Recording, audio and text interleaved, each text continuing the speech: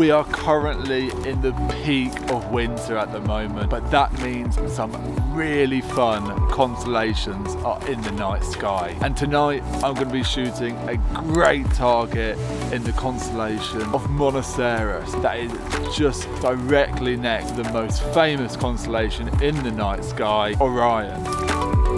In order to take these pictures, I have to use highly specialised equipment like this camera right here. This camera is made for taking pictures of nebulae and galaxies in deep space. And the reason why it's so specialised is because inside it has a little cooler. That means when taking long exposures, the sensor doesn't get hot, therefore reducing the noise of the camera and making sure you get an overall much cleaner image. In addition to the camera, I also use a telescope and a specialised astrophotography tracking mount. With all three of this combination allows me to capture deep space objects at high resolution.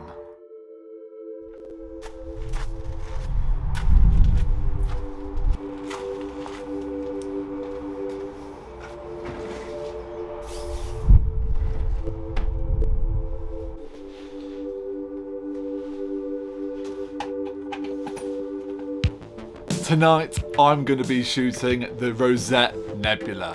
The Rosette Nebula is hands down my favourite nebula in the winter sky. The nebula is emission based and really glows well in those hydrogen reds. But luckily for me, I have some special filters that allow me to really gather great hydrogen data as well as some really amazing O3 oxygen data which lies in the central portion of the rosette itself.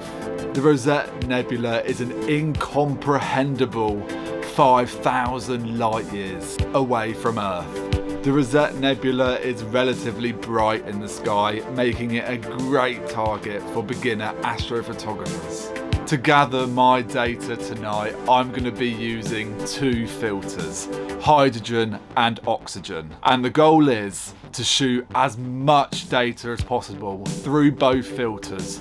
And then later on in post-processing, I'll be able to combine the hydrogen and oxygen to create a colour image. As I mentioned earlier, this nebula lies in the constellation of Monoceros, and this area of night sky is filled with deep sky objects to photograph and is just a stone's throw away from a few of the most famous nebulas in the night sky, Orion and the Horsehead Nebula.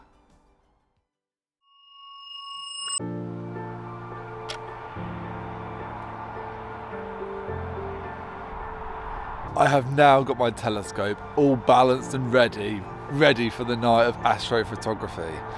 At the moment, it's still looking a little bit cloudy, but whilst checking the weather apps, it does look like it's going to clear, and hopefully I'll be able to get a few hours worth on the subject tonight. Tonight, I'm going to be focusing all of my data on the hydrogen HA side. The reason why I'm doing HA on a night like this is due to the moon.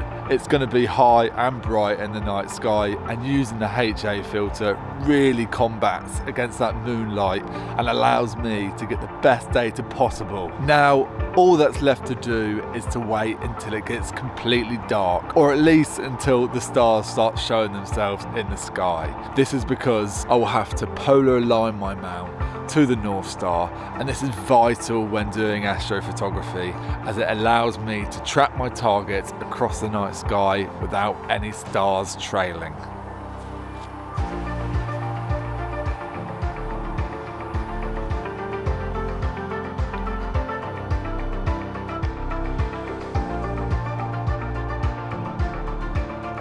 My telescope has just finished polar aligning, and behind me it is slowly moving to the target which we are going to be imaging tonight. Now that the telescope is pointing at the target, I can get focusing and guiding ready, and once those are done, I'm going to get inside because it is bloody freezing out here and it's around about -2 degrees. Luckily for me, I've got a setup that allows me to control the whole telescope just using my mobile phone, and that makes it really useful on these cold nights. I can just go inside, check it all from here, and there's no need for me to come out for the most of the night.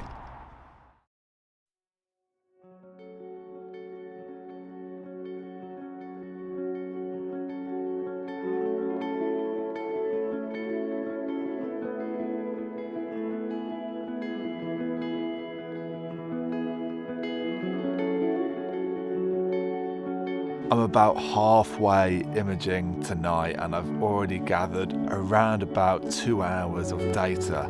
The night has gone very smoothly so far, which is ideal, and it reminds me about just how happy I am with the setup that I'm using at the minute. And I just want to give anyone a reminder who's struggling with their setup just to give it time, and you will get to a point where your astrophotography rig runs smoothly. Over time, things just get better and you learn more, and that's what this hobby is all about. So I'm going to try and get a little bit of sleep, come back out here later, pack up, and then have a look at the data tomorrow.